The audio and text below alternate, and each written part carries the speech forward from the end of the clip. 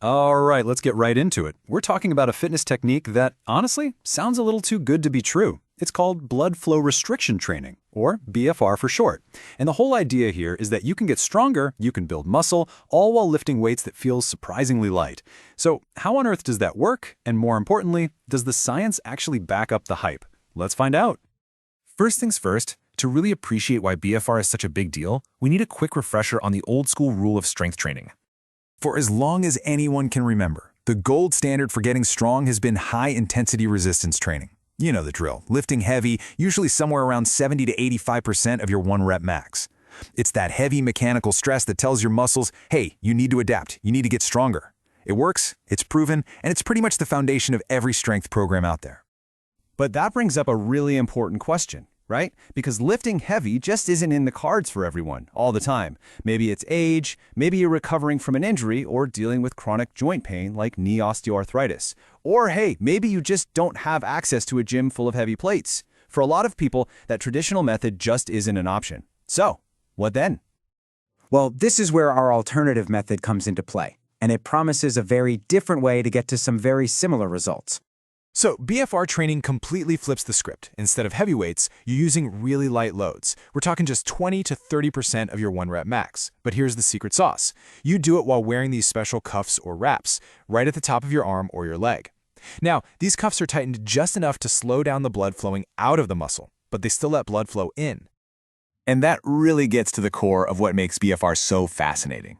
It basically challenges this fundamental idea that you need a ton of heavy mechanical load to get strong. The promise here is that by changing the body's internal chemistry with these cuffs, you can get similar results without putting all that stress on your joints and your tissues. So how in the world does this actually work? Well, it's not magic. It's all about tricking your body with something called metabolic stress. The key concept we have to wrap our heads around is metabolic stress. See, when your muscles work, they produce all these byproducts, like lactate, that your bloodstream usually just flushes away pretty quickly. But with BFR, you're creating what's basically a physiological traffic jam. These byproducts get trapped in the muscle and start to build up really, really fast. So here's the play-by-play. Step 1. The cuffs trap the blood. Step 2, as you're doing your easy, light load exercises, all those metabolites build up like crazy. And step 3, your body's internal alarm bells start going off. It can't tell you're only lifting a light weight. All it knows is that there's this massive buildup of metabolic stress, which is usually a signal of an all-out maximum effort activity.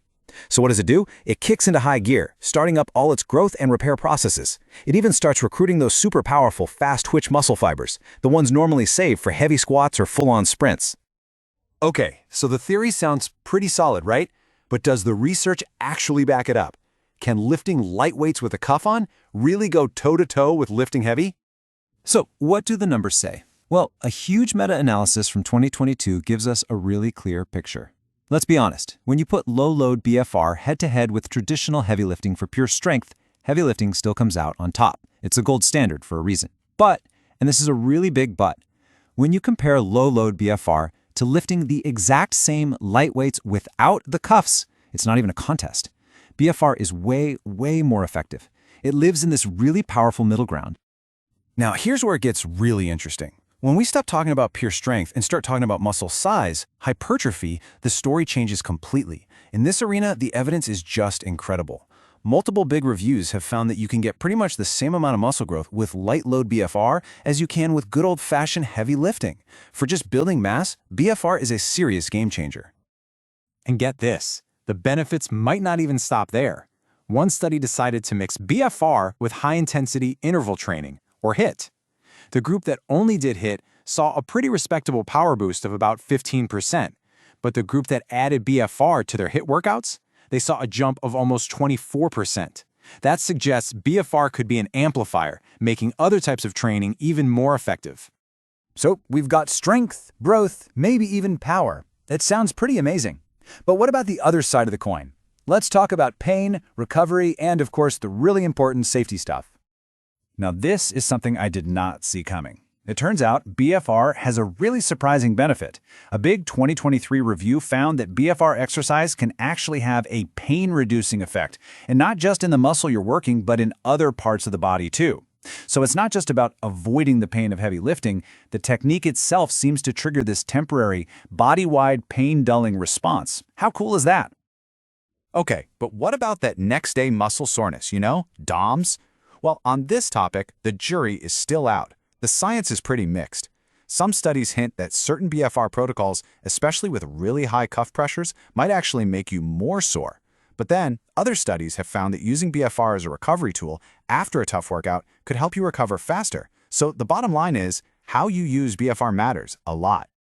And that brings us to safety, which is obviously super important. For the most part, BFR is considered really safe, especially when it's done right and with professional guidance. The most common thing you'll see is some temporary bruising, which happens in about 13% of cases. Really serious issues, like blood clots, are incredibly rare. We're talking less than 0.1% of cases. And what's really interesting is that for people already at risk, like those with knee osteoarthritis, one study found BFR training actually led to fewer problems than traditional heavy lifting. So what's the big takeaway here? Is BFR better than heavy lifting? Well, no, not necessarily, and it's not really trying to be. Think of it instead as a powerful and proven alternative. It's this amazing tool that makes the incredible benefits of resistance training, real strength, and real muscle growth accessible to so many more people, from an athlete recovering from an injury to an older adult who just wants to stay strong. And that really leaves us with this big, exciting question. As we learn more and more about how our bodies work, are we heading towards a future where we can get more out of our training with less wear and tear? Well, blood flow restriction training definitely suggests that future might be a lot closer than we think.